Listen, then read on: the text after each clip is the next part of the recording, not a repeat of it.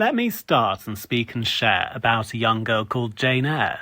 She grew up thinking she was bad for such a wicked aunt she had, who told her she was filthy rude and took away her toys and food, then smacked her with a witch's broom and locked her in a haunted room. And when the aunt had had enough, she treated her extremely rough and sent her off to Lowood School, where she was taught by rod and rule. There Mr. Brocklehurst did make her stand up on her stool and spake her lessons loud in French and Greek, and then forbade the girl to speak. She stood upon that stool for weeks, as sombre tears ran down her cheeks. Then little Helen Burns did give her bread she stole to let her live, and then she scribed upon her slate from Rasselas to change her fate. But little Helen laughed then cried, and in the morning she had died. Poor Jane was left there all alone, as other girls chilled to the bone.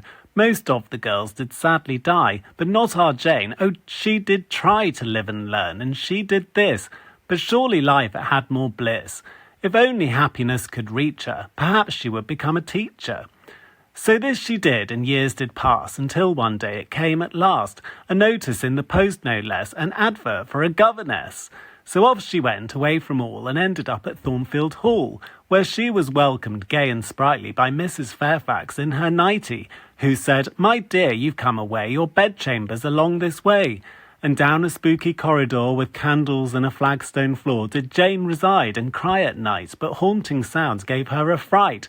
She thought the noise was one Grace Poole, but Fairfax said she was a fool. She thought she must be going mad, presumed it was the wine she'd had. She had to teach a girl, Adele, to speak in French and dress as well. But days were long and very steady, till one day she bewitched a Neddy, whose rider, tall and dark and strange, fell off and said to her with rage, "You witch, you have upset my horse, I'm Mr. Rochester, of course." She said, "Oh dear, are you all right? I must have given you a fright. Your horse reared up from out the fog. But what a gorgeous shaggy dog you have with you. Oh, what's his name? Oh, please don't shame me with the blame." He groaned a deep disgruntled sound and scrambled back up off the ground. "His name is Pilot, wicked hound, and now I'm leaving, homeward bound, to Thornfield Hall, where I am master." Jane thought, "Oh, what a huge disaster! I've now so nearly killed my master and left him with his leg in plaster." When she got back, she found him crude, impertinent, and really rude. But when she talked to him at length, she found within her wit and strength. She'd met her match, and he'd met his. So this was love, what perfect bliss!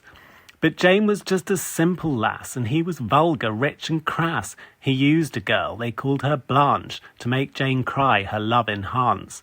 His action, it was overzealous, but boy did it make Jane so jealous. She ran back to her aunt and cried, "My heart it bleeds, I've nearly died." "But now," said aunt, "you've got some cash. I hid it in a healthy stash, and now I'm on my deathbed, I will give you it before I die."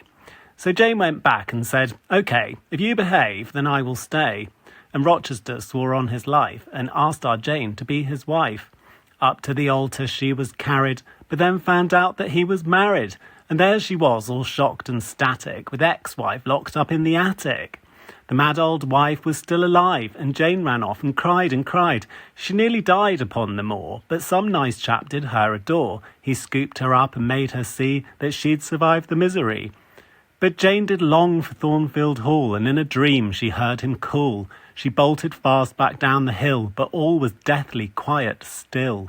And there in woods, without a sound, was Thornfield Hall, burnt to the ground.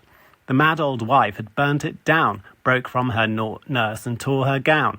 She jumped from top of burning hall and killed herself as she did fall.